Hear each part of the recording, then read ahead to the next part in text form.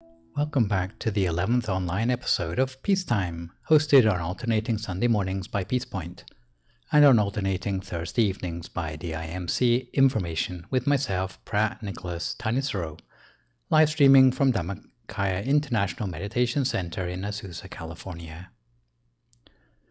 Today's session will be about an hour and a quarter long and will consist of a 25-minute talk and 20 minutes of meditation, finishing up with 25 minutes of conclusion, answers to viewer questions submitted in advance, and news updates. Last time you saw me, we looked at the various aspects of spiritual friendship. The topic for the Dhamma talk today will be rationing unconditional love and reluctant leadership. Again, this session, I would encourage you to send in any questions you have by posting them on the Peacepoint Meditation YouTube page or Peacepoint Meditation Facebook page, or by sending them to me via Jintana Wachalapong, so that I can have a shot at answering them next time round. This session, we continue to deal with the remainder of the challenges concerning how to keep open, effective channels of communication with other people.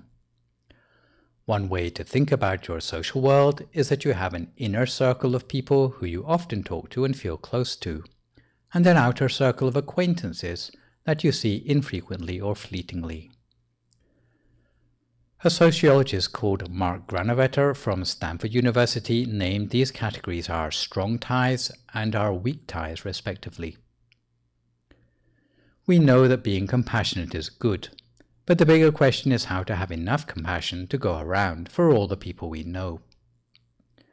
The answer is that we need to prioritize and know how to meet others' expectations. And in practice, this means that we may need to know how to ration our unconditional love in order to avoid burnout. Because real care for those we love is quite demanding, we need to distinguish between those for whom we have strong ties and those for whom we have weak ties. I will argue that for those with strong ties to us, we need to have unconditional love. By strong ties, generally I mean close family such as our parents, spouse or partner, our sons and daughters. We have special responsibility for these people with strong ties to us because for our parents, we have a big existential debt of gratitude for our upbringing and for being brought into the world in the first place. For our other strong ties, we were the ones who chose to have strong ties with them, so we need to have a special level of responsibility. As for the weak ties we have, generally these would refer to our extended family, our aunts and uncles, brothers and sisters, grandparents and in-laws, trusted friends, spiritual teachers, and beyond. We divide people we know into strong and weak ties because, in practicality, the expectations are different. We have to give special attention to those who are our strong ties. Why? Because if we don't, then who will? The underlying principle is that for those who constitute our strong ties, we try to give love that is unconditional. For our weak ties, we try to do our best to them at critical times. Although, as we shall see later in today's session, the people we are tied to in society can be divided into 6 groups or directions. Today we will look in particular detail at the 3 groups of our strong ties, our parents, marital partners, and children, and the group of our weak ties, otherwise known as our extended family. Our parents are the first group where our compassion should be unconditional. Being generous to our parents may mean, if they die, that we would organize their funeral. But hopefully that's not the first thing that we would do to help them. If they are feeling down, we should have a kind word for them. Sometimes this means being patient and understanding of the nature of old age. Supposing your parents are rather old and forgetful, they may keep repeating the same stories over and over again. They may be irritated easily by small things, because they may not be very healthy. The nature of old people in general is that before, when they were young, they were active and they could do things for themselves. When they are older, they are not so strong or independent, but they can still see things that need to be done. They may be very observant after many years of experience. When they see things that need to be done but they can't do it for themselves, it makes them irritated and they tend to complain a lot. That is the nature of all people. If you are someone who's not very considerate, then when you meet someone who complains a lot, it is a temptation to get annoyed with them. But if they are your parents, then they deserve more patience. That's one way that you can help them to feel at ease when they are older. Sometimes we know there are things which irritate them. For example, if someone mentions their old debts. Supposing you, as a son or daughter, can help to take care of those debts, they will be able to enjoy more peace of mind. It might mean finding them a walking frame or fitting out a more accessible restroom. These are things that you might not consider doing for those with weak ties to you, but for your parents, it's something enriching to your own mind to be able to do for them, very similar to the sort of richness or inner richness that you discover when you meditate. So compassion, in keeping with the expectations of parents, is to take care of them in their old age and to continue with their life's work, as this will bring them peace of mind in their old age. Our spouse or partner is the second sort of strong tie where our compassion should be unconditional. I won't say much about this because I guess monks should not be considered the resident expert on marital guidance.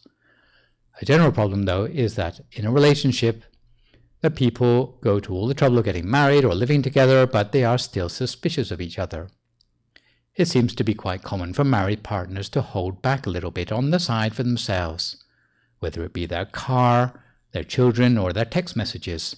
Even though they live together, it's like two people living independent lives in the same house. In such a case, it's likely the marriage won't last for very long, because you need to have unconditional sharing to make a marriage work. If you still keep certain parts of your life separate, it's like you are not wholehearted in being together, and it may show a shortfall in unconditional compassion.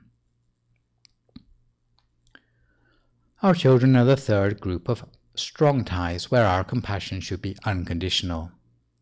Sometimes you wouldn't think your children would be very sensitive to small things, but children can be very observant, even of the affection that money can't buy. An example of this is given by Stephen Covey in his famous book on 7 Habits of Highly Effective People. Here's the story. There was a businessman who had 2 young sons. He felt guilty because he spent all his time at work and he never had any time for his family. Out of guilt, he would set aside 1 evening a month to take the kids out to do everything they wanted and to assuage the resentment that kids felt about never seeing their father. He would take them to McDonald's and to trampolining and to the movies. For 1 evening they would get to do everything they wanted. The 2 sons were quite young, and by the end of the evening they were exhausted. Halfway through the movie, the youngest son curled up in the cinema seat and fell asleep. At the end of the movie, he'd still not woken up. The father picked up the sleeping son and took him to the car. The older brother followed behind. Because it was cold, the father took off his coat and put it back over the sleeping son to keep him warm in the back of the car. The elder brother saw him do this. Then the whole family drove home together. At home the mother was waiting and asked, "Boys, did you have a nice evening?" "Oh yes," they said, "we did trampolining and this and that." However, it was as if they were not really interested in all the treats they had had. Moreover, the elder son had a puzzled expression on his face when he asked his father, "But what I really want to know is, if I fell asleep during the movie and you had to put me in the back of the car, would you also put your coat over me to keep me warm?" After all the attention and money that was spent on the kids during that evening, it turned out that the thing that mattered to them the most was the one small gesture by the father that showed that he really cared about his children. This is the nature again of what it means to be unconditional. Sometimes it may be a small or inexpensive gesture, but it shows sincerity in the heart of the doer. This is the real core of the strength of the relationship which you have with another person, especially if they are amongst your strong ties. So you appreciate that for parents, spouse, partner or children, that it has to be a relationship of special quality if it's going to work. Up to this point, we have been considering our strong ties. However, for every 10 people for whom we have strong ties, there will be 100 with weak ties to us, whether it be our uncles and aunts, brothers and sisters, cousins, nieces and nephews, friends, colleagues and acquaintances. We can still help them, but probably we wouldn't help them with the same intensity as our strong ties. We would help them when we can. Maybe not every time, but if we have the time to help them, then we should help them, especially on one-off occasions that are critical to that person. For example, if they have a funeral in the family, or if they're leaving home for the first time. There will be something special that you can do for them. For our weak ties, we cannot manage to keep them unconditionally all the time, but at certain times in those people's lives when they cannot look after themselves, we should be quick to step in and offer help. Even when welfare can contribute something in times of social need, it cannot contribute everything. When we are healthy, when we can get around by ourselves, we tend to think that we will always be like this. But there are some times in our lives when we lose our independence. For example, when we're children, pregnant, sick, or in our old age, all are times when we lose our independence because of our physical needs. Nonetheless, to save us from burnout, such help needs to be conditional. Just as we will have needs, others have times of vulnerability too. We should do our best for the people at the critical times that arise due to crisis, whether it be natural disasters or financial meltdown, or the times in their lives that mark rites of passage, like baby showers, funerals, or leaving home. When practicing compassion, we have to start with those who are closest to us. If everyone were to do that, then no one in society would be left behind. However, we need to be able to distinguish between weak and strong ties in our practice of compassion. To give an illustration of the trouble you can get in, if you fail to distinguish between conditional and unconditional compassion, imagine the following scenario. Supposing one Sunday afternoon you're washing the car in your driveway. Your neighbor comes rushing out of their house with their daughter in tow and tries to start their car, but the engine will not start. After scratching their head for a while, the neighbor notices you and says, "Could I ask a big favor? I need to take my daughter to a piano lesson, but my car won't start. Would you mind being the one to drive her to her piano lesson today?" So, being a kindly neighbor, you agree to their request and drive the daughter to the piano lesson. And when the lesson is finished, you drive the daughter back again. Then, the following Sunday, even though the neighbor has had their car fixed, they notice that you're washing your car in the driveway again, and ask, "Hey, you know how you drove my daughter to a piano lesson last week? She really enjoyed that. Would you mind taking her again?" So you think, to say no would make me look bad. So you allow yourself to get roped in to driving the daughter to the piano lesson again. This continues to happen every Sunday after that, until one Sunday, uncharacteristically, you have something important of your own to do on a Sunday afternoon apart from washing the car. So, when your neighbor turns up in the driveway with their daughter, you are obligated to say, "No, it's not convenient for me today." At this point, the neighbor looks genuinely offended, like you are a bad person who thinks of nobody but themselves. You end up asking yourself, "Hey, what did I do wrong that helping out someone every Sunday has ended up making me look like a bad person?" If it were you, what would you do differently to prevent your good intentions backfiring? The solution is, from the very beginning, when you're going out of your way to help someone who is one of your weak ties, is to say something to make very clear that your unconditional help is a one-off.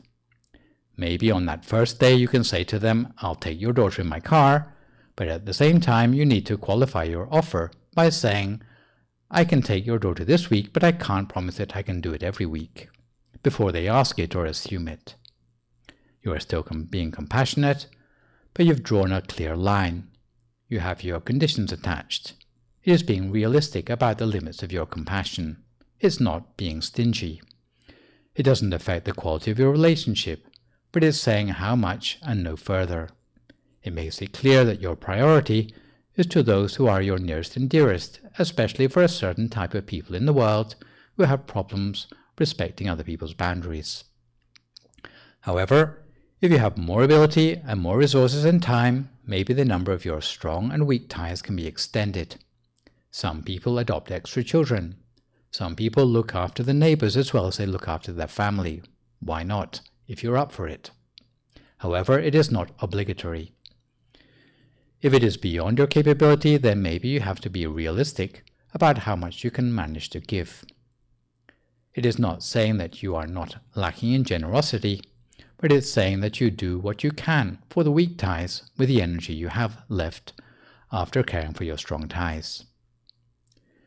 The quality of how you help your parents, husband, wife, or children is such that even if you need something for yourself, for example a plate of food, you would go hungry for the sake of someone else in your family, rather than letting them go without.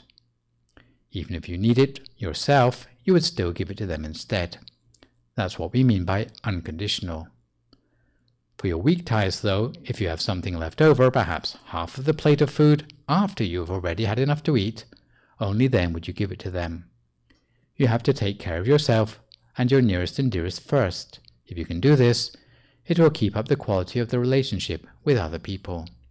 It's not being stingy, but it's being realistic. If weak ties people come asking for more than you can give, they are not your close family, then you should try to give them something, but maybe not as much as they request. If they are someone who's generous, then you should never refuse anyone outright.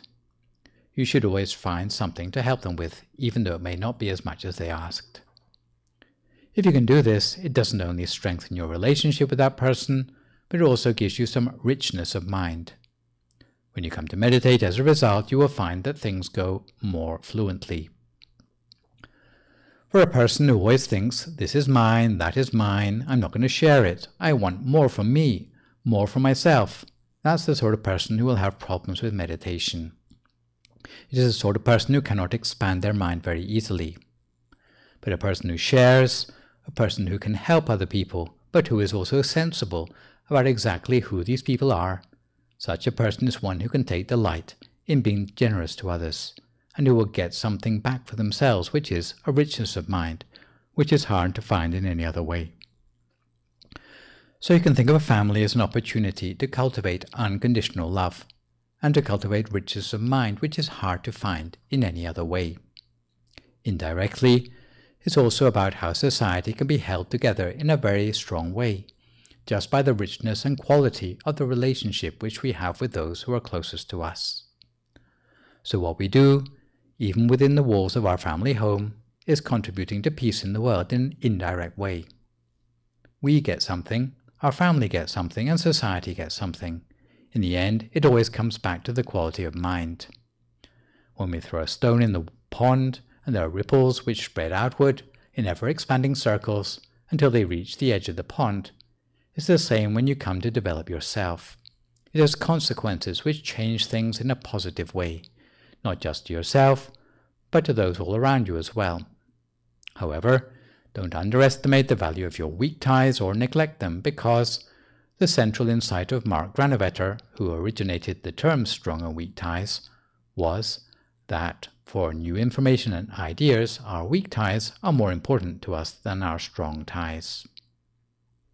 So in conclusion, neighborliness hasn't been replaced by the welfare state.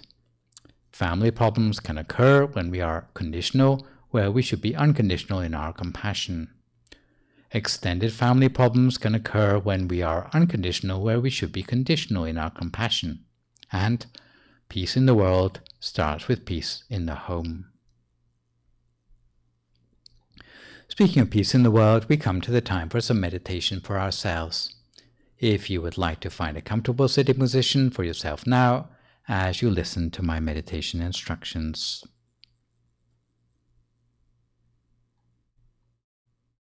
I'd like to invite you all to find a comfortable position for yourself in meditation. With your right leg on your left leg, your right hand on your left hand.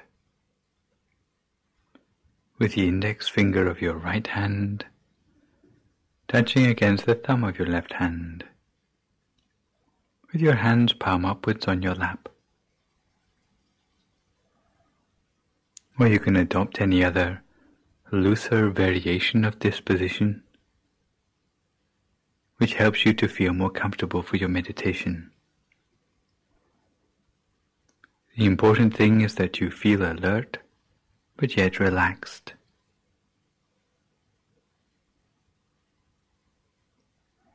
You should adjust your body so that your breathing and your circulation are completely natural.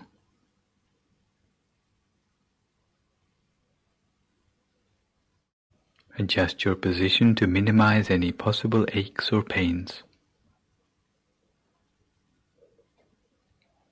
Anything that might disturb the continuity of your attention.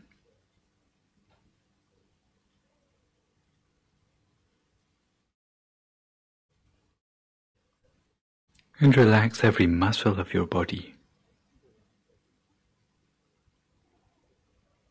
Relax every muscle, starting with the muscles of your forehead.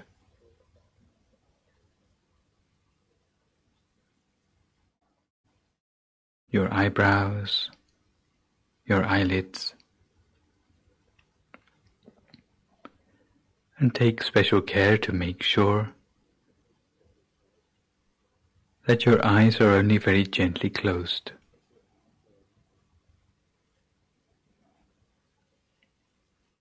Make sure there's no pressure around your eyes. Never squeeze your eyes closed. But close your eyes only very gently, in much the same way you would close your eyes to go to sleep.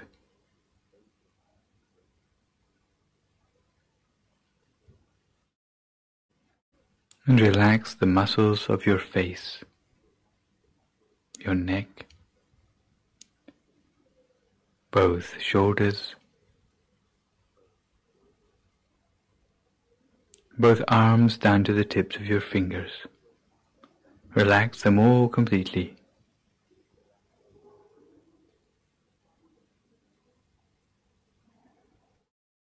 Relax the muscles of your chest, trunk and abdomen, both of your legs, down to the tips of your toes.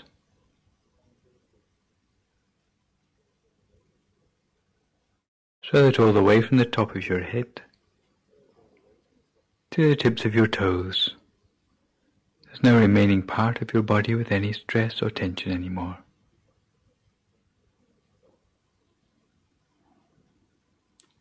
If you notice any stress or tension still remaining in your body,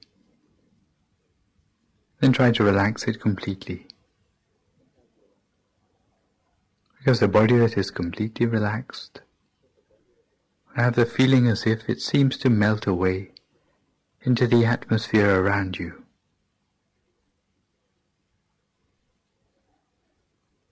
You have no further worries about your body anymore. So that you can turn your attention to relaxing the mind.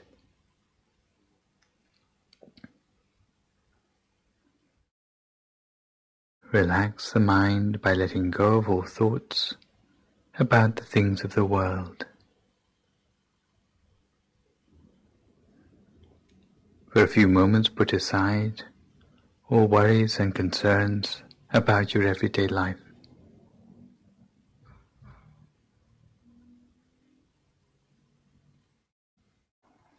Don't allow your mind to wander to thoughts of work, friends, family, study, or any other thing. But keep your mind on the task in hand.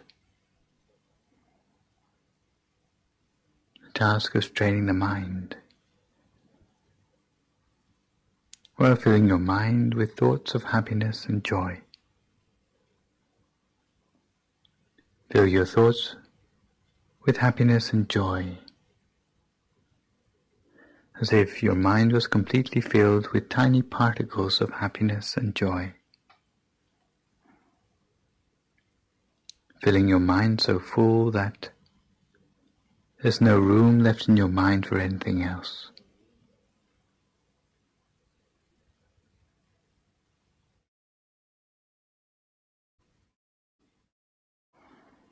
Make your mind spacious, light, radiant,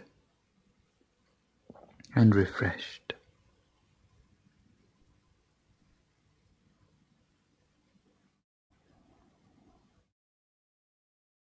And such a mind is one which is ready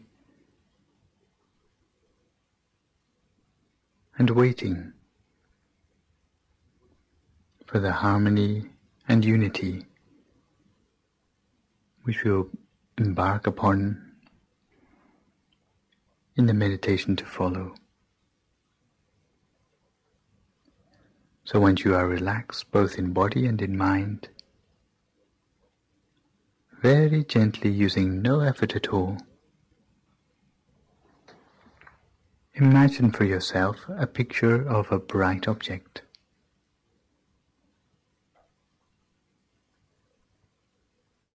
A picture of a bright object such as a shining sun,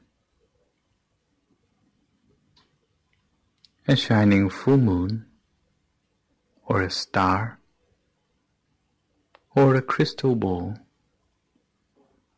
any one of the four which you find easiest to imagine. Imagine a picture of that bright object as if that object is floating in front of your face. A shining sun, a full moon, a star, or a shining crystal ball, as if it is floating in front of your face.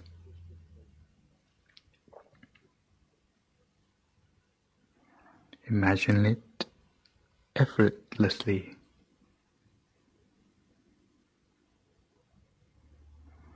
And reduce the object of your choice in size until it is only 1 centimeter in diameter, until it is the size of the tip of your little finger and floating in front of your nose, in front of the left nostril for women and in front of the right nostril for gentlemen. Floating in front of your nose at a point we call the first base of the mind.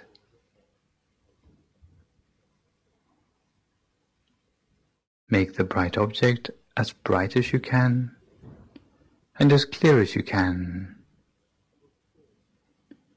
while in your mind repeating to yourself the sound of the mantra, Samma Arahang, Samma Arahang, Samma Arahang, 3 times.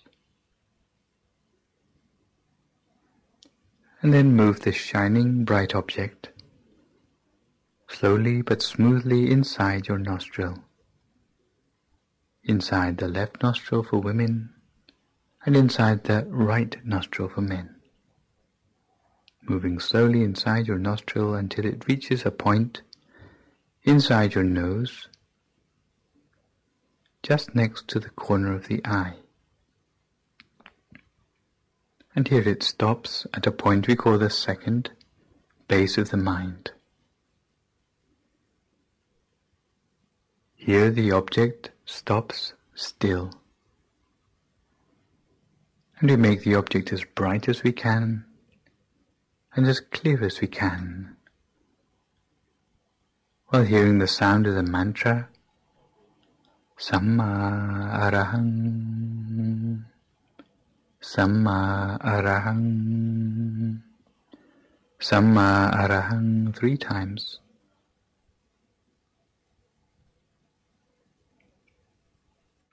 And then the bright object moves slowly backwards inside our head, backwards on a horizontal plane, until it comes to a point in the precise center of our skull, in the very center of our head, a point we call the third base of the mind. Here again the bright object comes to a standstill.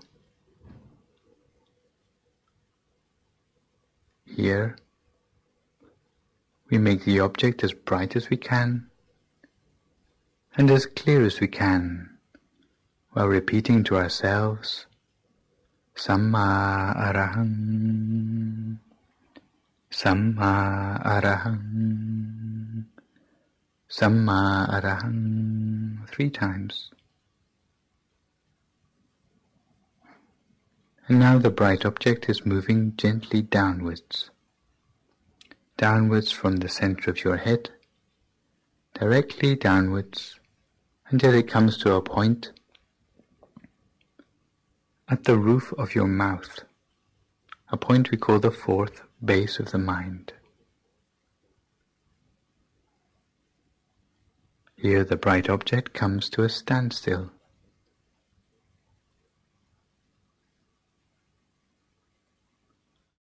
We make the object as bright as we can and as clear as we can, while at the same time repeating the mantra to ourselves, Samma Arahang, Samma Arahang, Samma Arahang, 3 times.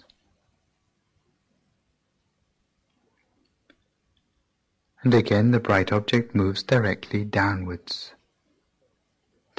inside our throat, downwards until it reaches a point just above the Adam's apple, a point we call the 5th base of the mind. Here the bright object comes to a standstill.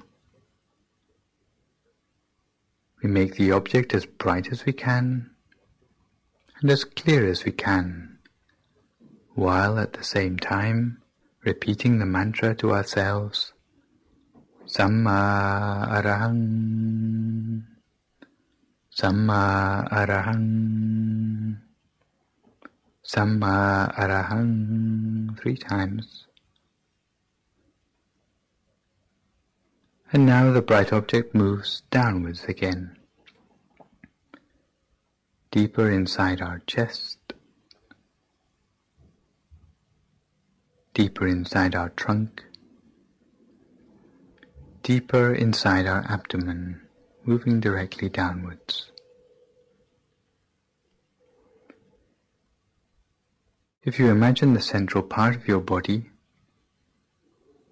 then imagine 2 thin threads, one thread running from your navel on a horizontal plane directly through your back, a second thread on the same plane from the left side to the right side. Those 2 threads come to an intersection at a point in the center of the body, a point we call the 6th base of the mind.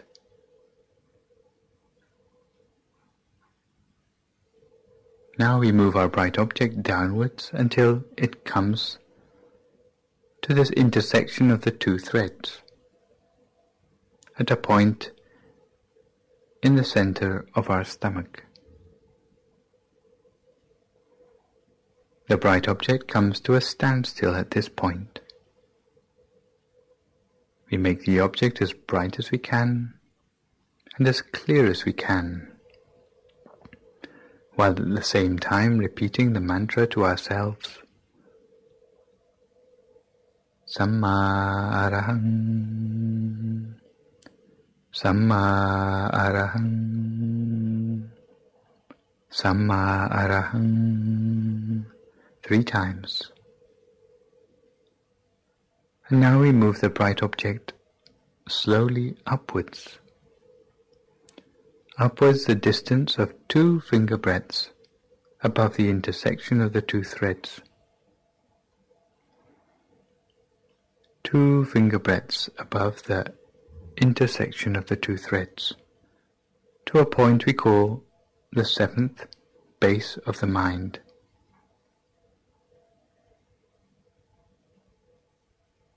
The bright object reaches the 7th base of the mind and comes to a standstill. In fact, we will not move the bright object anywhere else, because here is the true center of the body. This is the point where we will cultivate our bright object for our meditation. So here the bright object will stay while we repeat the mantra to ourselves. The sound of the mantra always coming from the center of the bright object. Samma arahang, Samma arahang, Samma arahang. Over and over again. The sound of the mantra always comes from the center of the bright object. At the same time, we always make the bright object as bright as we can and as clear as we can.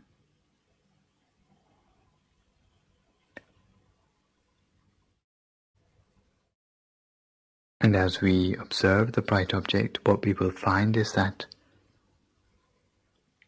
the images in the mind become gradually clearer. Also, the feelings in the mind will become gradually clearer to us. But the strange thing is that the number of thoughts in the mind will become gradually less.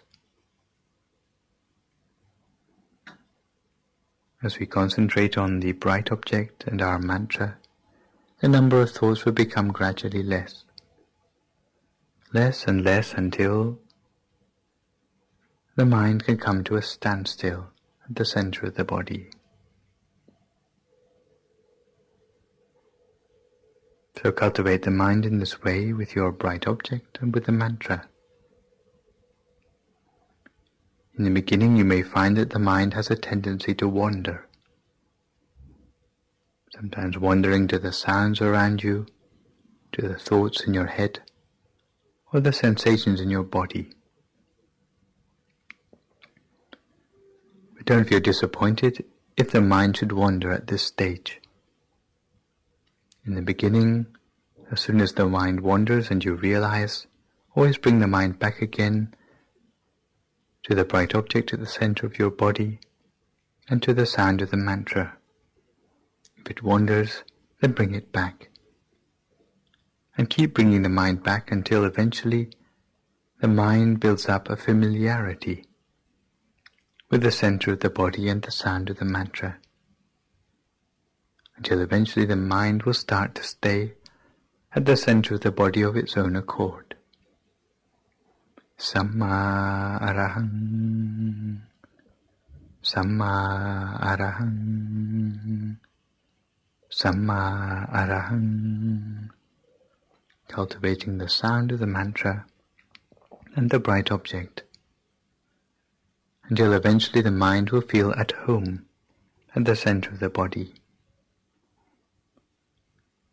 Eventually you may find that the sound of the mantra will die away of its own accord, leaving only a pure, clear, shining mind at the center of the body.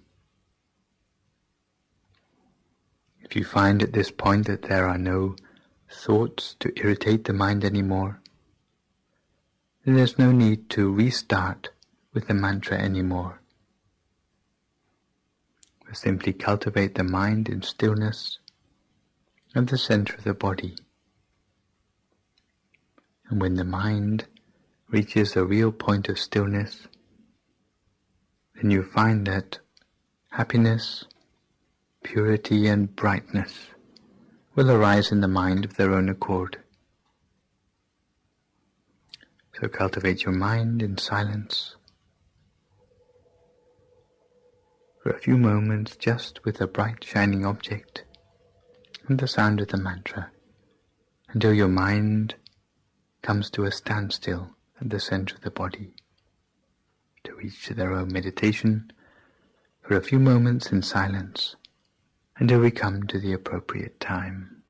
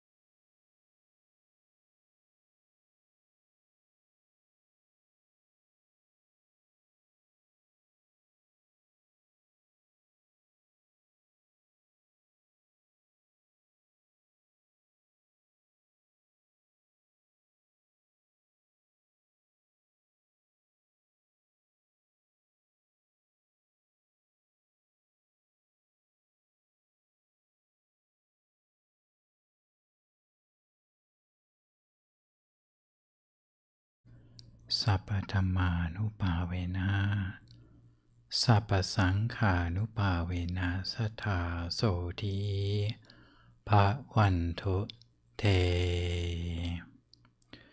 So if you'd like to come to the end of your meditation for today, you can gradually open your eyes again.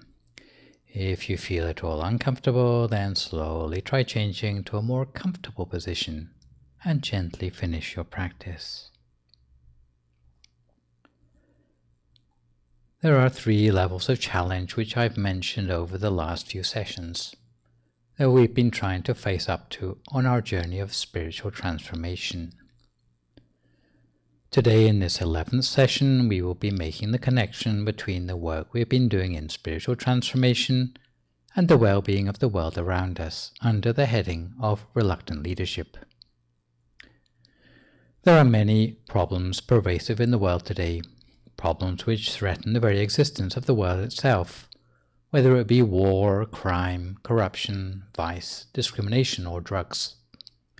However, these problems don't come from the environment, but can mostly be traced back to the habits of the people inhabiting the world.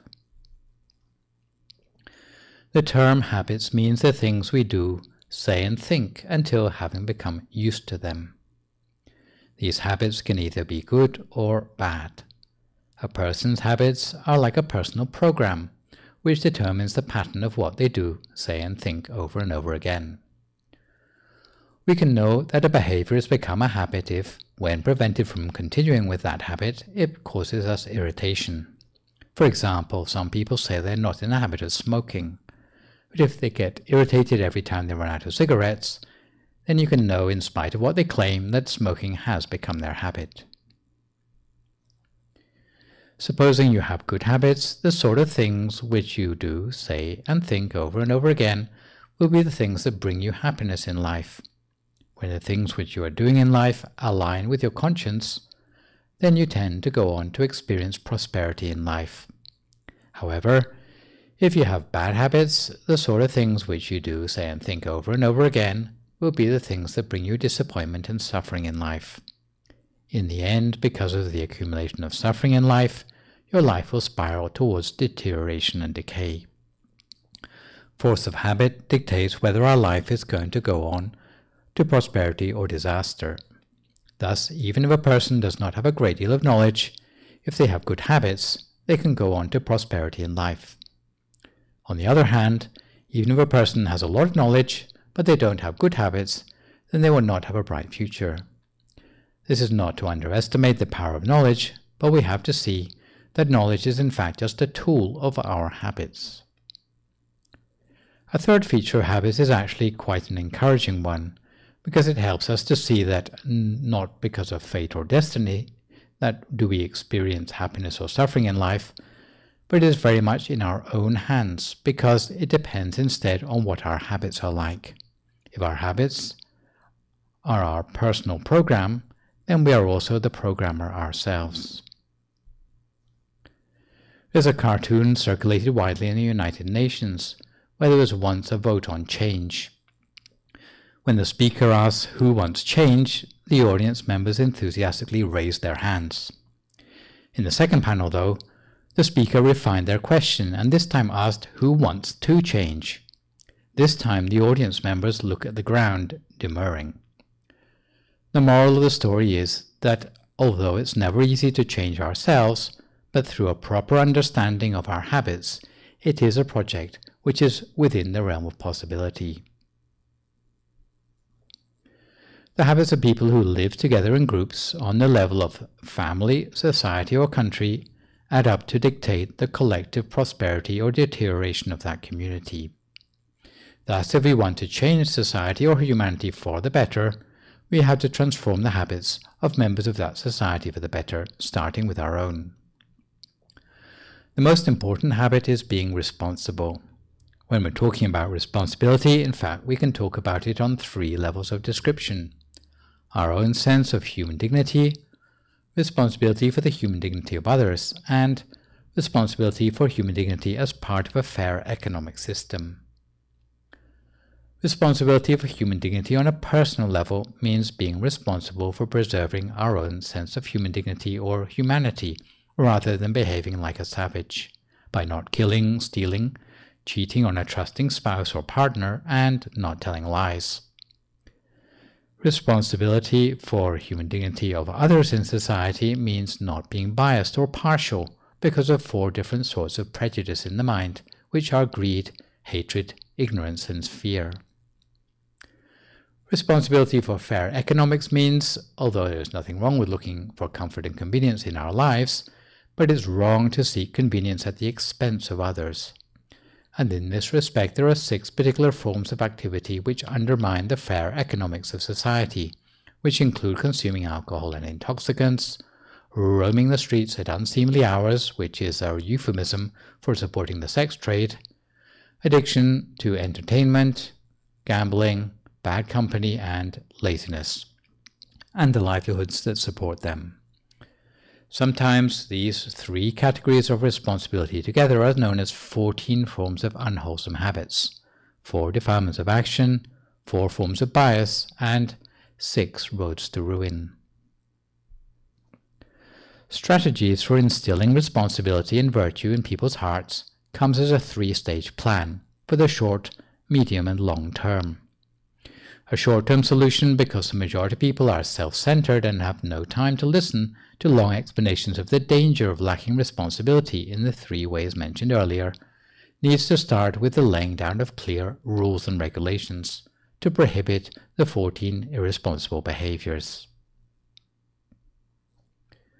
The medium-term solution works more in terms of education. In this respect, we mean explaining the harm and benefits of having or lacking the 14 types of responsibility. Importantly, before you can educate other people, you have to educate yourself first, to increase your own sense of responsibility for human dignity. You have to cultivate all 14 sorts of responsibility until they become your habits, and only then can you consider being an example to the rest of the world. The way to gain the qualities of a role model is to study these items of responsibility on 3 levels: right understanding of the responsibility, making the responsibility habitual, and ensuring the same responsibilities brush off on the people around us. We need to start by building up a right understanding of the item of responsibility. By understanding, we mean that we have to ask and answer 3 questions about that item of responsibility, namely what they are, by knowing the concept and definition, why, the purpose of a particular behavior which is either prohibited or advocated, and how they can be put into practice in everyday life. So why, what, and how. Secondly, we need to make that responsibility habitual. For as long as a responsibility is only known or memorized or talked about, it is still not doing you any major favors. You have to practice the responsibility until it becomes your habit, and only then will it bring you some benefit. Finally, for the sake of society, we need to train up the people around us to have responsible habits. This means reaching out into society to make a network of virtue extending to the whole of the world, so that the network of troublemakers will gradually recede. Long-term solutions mean to develop the fabric of society based on the logic of the 6 directions found in the Buddhist Sigalovada Sutta. If a person can live up to their duties in each of the 6 directions, it will bring out a full sense of responsibility in that person. In many places it's misunderstood that the nuclear family is the basic building block of a harmonious society. If the family were the fundamental unit of society, then if the family were happy, everyone in society would be happy too. But in reality, that is an oversimplification. If a rich family is happy but neglects the welfare of their employees, then that is hardly a happy society. By the system of the 6 directions, we put ourselves at the center of a social network that represents the minimum of functional contacts we have with 6 other social groups in society that affect our development of good habits. 6 directions means the 6 social groups that directly affect the formation of our habits. The first group is our own parents, The second influential group is our academic teachers. The third group is our spouse or partner. The fourth group is our friends, the group we looked at in detail in our previous session. The fifth group is our subordinates or employees. The sixth group is our spiritual mentors or teachers. Within these 6 groupings, we see that there are a total of 5 different social institutions that affects us. The first and third groups represent the family institution. The second group represents the educational establishment. The fifth group represents our working environment. The fourth group represents our socializing in general. The sixth group represents the spiritual establishment. Just by talking about the 6 directions, in fact, you may be referring to hundreds, possibly thousands of people who have a direct effect on your spiritual well-being. These 6 directions have to cooperate with one another. If that 100 or 1,000 people work together in harmony, each looking after their own duties, that society will go on to prosper in the long term. And the experience of our temple organization is that home, school and temple are the most accessible arbiters of the upgrading of good habits long-term in society. The 6 directions model is the basis of a plan which can be used to reform the whole of society for the better. All that's required is that those people in each of the 6 directions realize and take responsibility for their duties. We can model the 6 directions as a sort of cube. This cube or hexagon has combined with the 3 levels of responsibility explained earlier. Altogether, these 3 levels of responsibility in the 6 directions are a plan for establishing humanity in a brighter future. Without going into full detail of our duties for the 6 directions, I can summarize the influence of each direction on good habits as follows. For the parent-child relationship, there are 2 major issues: raising one's children and instilling good habits in them. The main problem with many parents these days is they just want to bring their children up to be strong and healthy, with an awareness of all the modern technology, but they forget to take an interest in the sort of habits their children have. In the teacher-student relationship, teachers have to build on the good habits that the parents have instilled, reinforcing these while increasing the student's level of academic knowledge. Really, instilling and reinforcing good habits should be the teacher's main duty.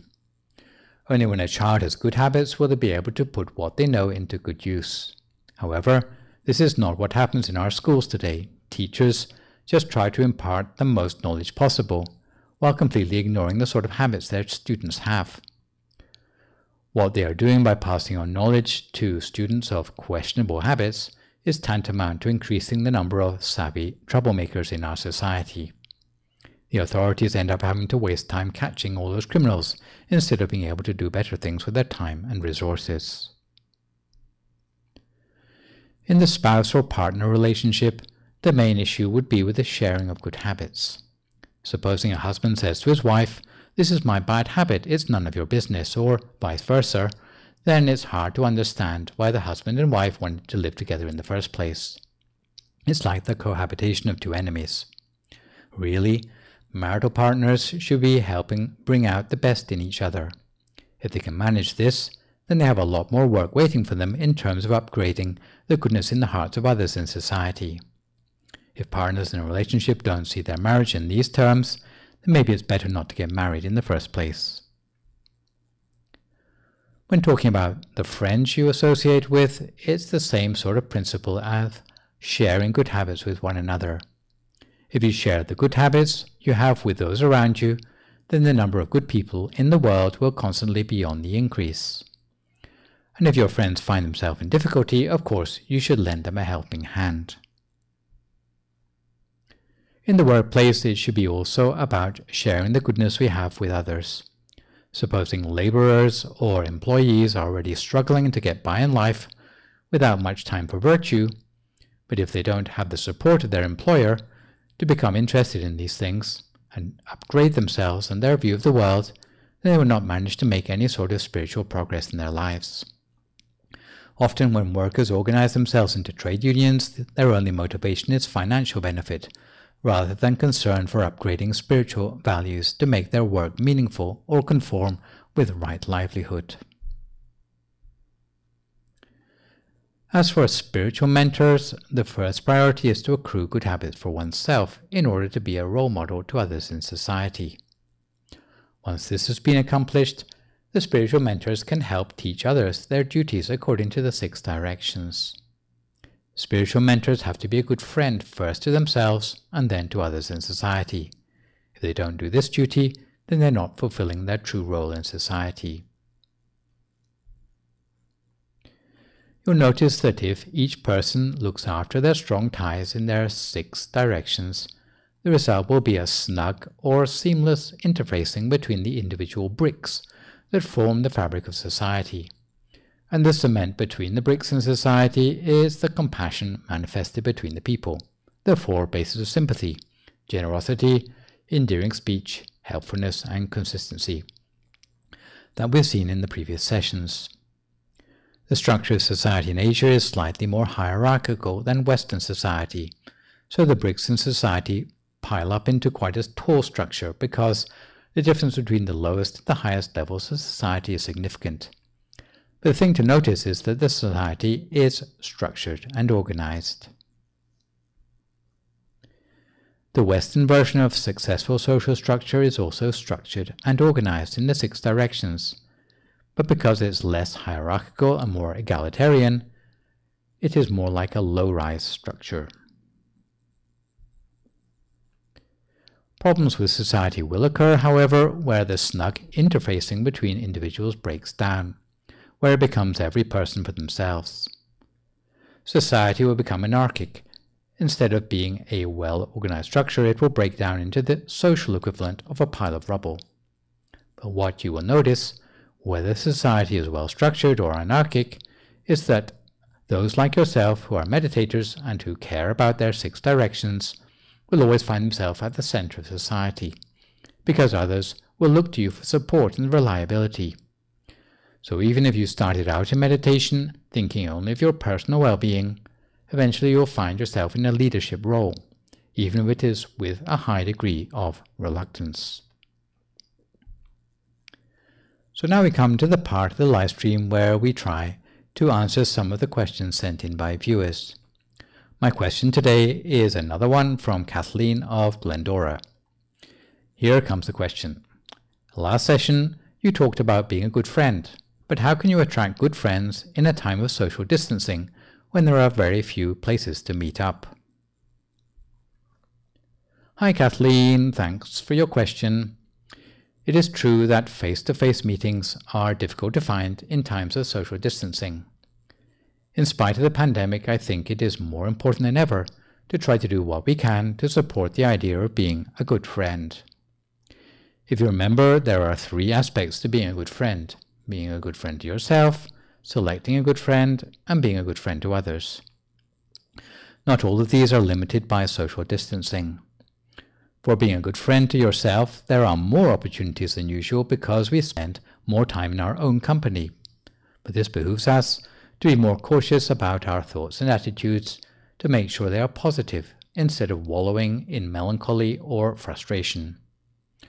As for letting others be a good friend to us, try to join as many online and offline temple activities as you can to boost your level of inspiration by being with like-minded folks. Even seeing like-minded meditators at the Saturday morning alms offering in the temple front garden is good for the soul. As for being a good friend to others, we need to try and find ways to cultivate weak-tie relationships in lockdown and beyond. Even under conditions of social distancing, our more distant friends can be important to us.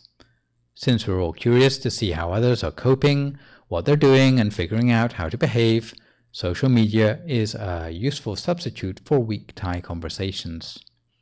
We can use it to reach out to people we don't know well, for light but meaningful interactions.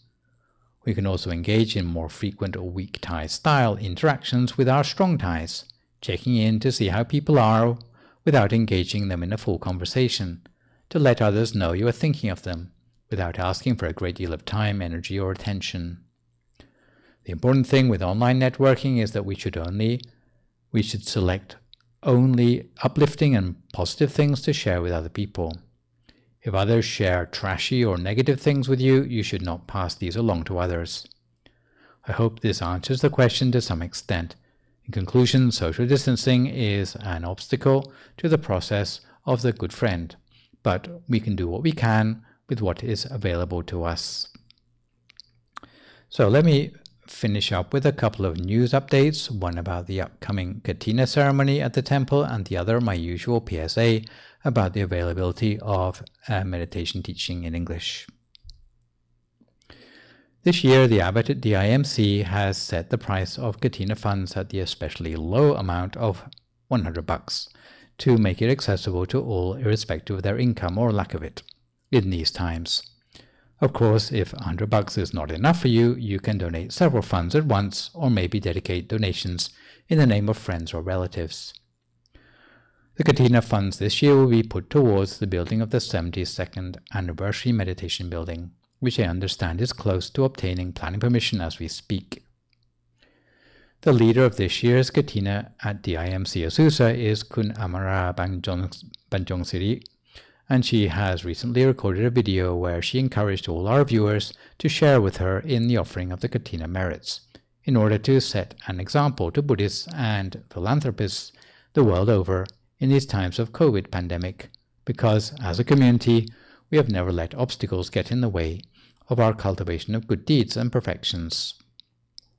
It is said that any good deeds that we manage to cultivate in the face of great adversity is always going to make a stronger karmic impression in our mind than good deeds cultivated under normal conditions. The COVID pandemic hopefully doesn't come around too often, so you can see this crisis is an opportunity to add special meaning to the good deeds we normally do. The Katina ceremony coming to Azusa is on October the 18th, is a very special opportunity that will magnify and multiply our merits. And it is a proving ground to see how resolute we are in our practice of generosity.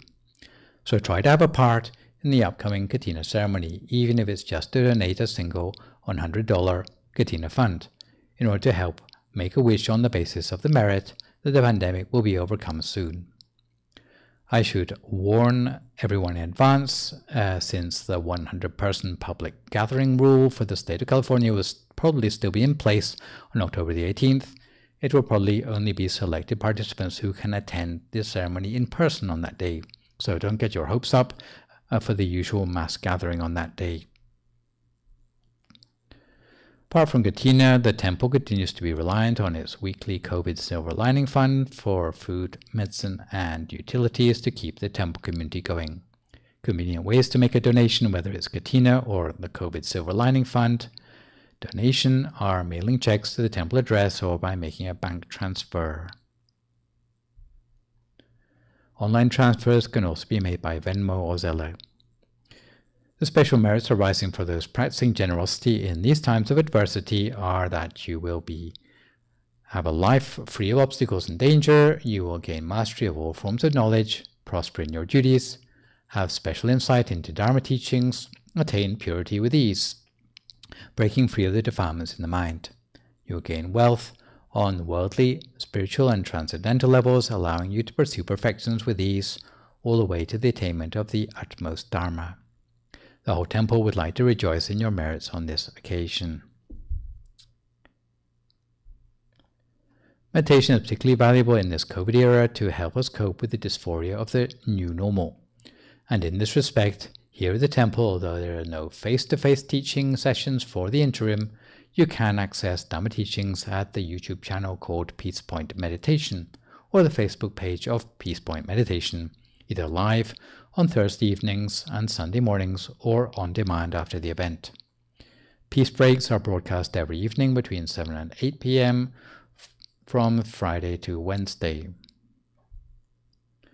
For the benefit of families listening in, there's also a special show for children in English called Shining Stars that goes out between 7:30 and 8 p.m. every Monday evening with bedtime stories and meditation short enough to keep the attention of the younger listeners. And outside the live streams and the on-demand programming, there's also the MindGem app, which you can download for free, allowing you to listen to meditation and Dhamma talks in English on your cell phone, even when you are offline. So, this session we've looked at the topic of rationing, unconditional love, and reluctant leadership. For my next session online with you, which will, fingers crossed, be a week on Sunday morning and a week on Thursday evening, we will be moving on to look at the subject of the nature of emotions in the mind. For good measure, I'd like to remind viewers again, even better than posting thank you or great talk or sadhu, which are encouraging, you can move to the next level and try posting a few questions, and I'll do my best to answer these on my next session. In the meantime, try to stay healthy, avoid recklessness, speak only positive words, and maintain a positive mood. Forgive others, extend good wishes to others, and meditate daily. Try to apply compassion appropriately to strong or weak ties in your life, by understanding habits in the context of the 6 directions to become more of a leader of wholesome become more of a leader of in this wholesomeness in this world, even if it is with a certain degree of reluctance on your part. So today, this is me, Phra Nicholas Thanissaro, signing off for this session. So long, folks, and stay safe.